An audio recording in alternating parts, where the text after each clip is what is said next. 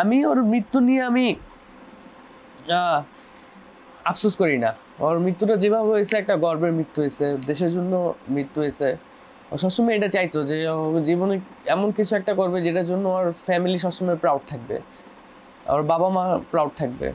এখন শুধু ওর বাবা মা ওর ফ্যামিলি প্রাউড না, পুরো দেশ ওর জন্য প্রাউড। এবং এই জিনিসটা আমি ওর জন্য হ্যাপি যে ওর সবচেয়ে বড় ড্রিম ও ফুলফিল করে, নিজের হাতে ফুলফিল করে যেতে পারছে। ছোট ছোট ড্রিমগুলো ফুলফিল করার জন্য ইনশাল্লাহ আমি আছি। স্নিগ্ধর যমজ ভাই ইউনিভার্সিটি অব প্রফেশনালসের MBA শিক্ষার্থী মীর মাহফুজুর রহমান মুগ্ধ গত 18 জুলাই উত্তরায় পুলিশের গুলিতে নিহত হন। ভাইয়ের মৃত্যু স্নিগ্ধর জন্য ছিল একটি বড় ধাক্কা। মুগ্ধর স্মৃতি তাকে তাড়া করে বেড়ায়। এখন তো যা একটু ডিফারেন্স করা যায়, ক্লাস 5 পর্যন্ত আমাদেরকে একদমই ডিফারেন্স করা যেত না যে কোনটা মুগ্ধ আর কোনটা স্নিগ্ধ।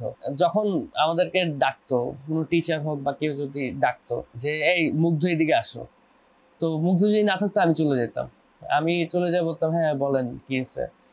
তো যদি কোনো ভালো কিছু শুনতাম, যে যদি কোনো ভালো কিছু বা কোনো একটা ভালো জিনিসের জন্য ডাকছে, তখন বলতাম হ্যাঁ আমি মুগ্ধ, আমি ওইটা করতাম। আর যদি শুনতাম যে কোনো খারাপ কিছু বা কোনো বিচারের জন্য ডাকছে, আমি মুগ্ধ না, আমি স্নিগ্ধ, আমি মুগ্ধরে পাঠাইতেছি। কিন্তু 18 জুলাইয়ের ঘটনা সেই মিষ্টি স্মৃতিগুলোকে যেন ম্লান করে দিয়েছে। আন্দোলনে মানুষের মধ্যে পানি ও খাবার বিতরণ করছিলেন মুগ্ধ। 3 জন বন্ধু, মুগ্ধ, জাকির, আশিক, একসাথে রোডের মাঝখানে ডিভাইডার থাকে, সেই ডিভাইডারের উপর বসে রেস্ট নিতেছিল। মুগ্ধ ছিল মাঝখানে, মুগ্ধ দুই পাশে বাকি 2 ফ্রেন্ড ছিল। এক পর্যায়ে পুলিশ ধাওয়া দিয়ে আসছে, সবাই দৌড়ে চলে আসছে, যে দৌড়ে আসতেছে মেইন রোডের দিক থেকে ক্রিসেন্ট হসপিটালের দিকে দৌড়ে চলে আসতেছে, যে পুলিশ ধাওয়া দিয়েছে। তো এই ধাওয়া দেখে মুগ্ধ আমাদের ফ্রেন্ড আশিক আশিক মুগ্ধকে বলতেছে চল দৌড় দেই। তো মুগ্ধ বলছে চল তাহলে দৌড় দিই, সবাই যেহেতু আসতেছে চল আমরাও দৌড় দিই।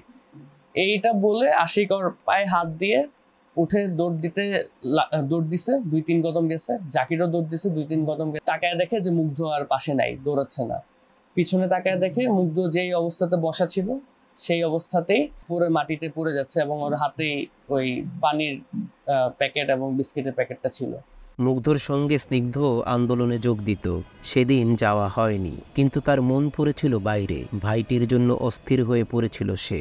ও কোনো একটা জায়গায় বিপদে পড়লে আমার কিরকম যেন একটা অস্বস্তিকর লাগতো, আমি কোনো জায়গায় বিপদে পড়লে ওর কোনো একটা অস্বস্তিকর লাগতো। যেমন এই 18 তারিখেও আমার 4:30টার দিকে মনে হইতেছিল যে আমি ওকে ফোন দিয়ে বলি বাসায় চলে আসতে, অনেকক্ষণ হয়ে গেছে, এতক্ষণ ধরে বাইরে কি করবে, অনেকক্ষণ তো হয়ে গেছে, এখন বাসায় এসে পড়া উচিত। আমি ফোন দিবও ভাবছিলাম, কেমন যেন মনের ভিতরে একটু মানে আনচান করতেছিল। বাট তখন আমি কাজে বিজি হয়ে গেছি, আমার অর্ডার আসছে, আমি কাজে বিজি হয়ে গেছি, আর আমার আর ওকে ফোন দেওয়া হয়নি। স্নিগ্ধর কষ্ট সবকিছু ভাগাভাগি করে নিতে পারলেও তারা মৃত্যুটা ভাগ করে নিতে পারল না। মৃত্যুটা এমন একটা জিনিস ভাগ করা যায় না, জন্ম ভাগ করা যাইতো না, কিন্তু আল্লাহ আমাদের ভাগ্যে লিখে রাখছিল যে আমরা জন্মটা ভাগাভাগি করেই জন্মগ্রহণ করব। কিন্তু আল্লাহ আমাদের ভাগ্যের মৃত্যুটা একসাথে লিখে রাখেনি যে আমরা মৃত্যুটা ভাগাভাগি করব। ছোটবেলা থেকে আমরা সবকিছুই ভাগাভাগি করছি, আমাদের জামা কাপড় থেকে শুরু করে খাবার দাবার সবকিছুই আমরা একসাথে ভাগাভাগি করছি। শুধুমাত্র এই মৃত্যুটা একসাথে ভাগাভাগি করতে পারিনি। সুদীপ্ত সালাম, বেনার নিউজ, ঢাকা।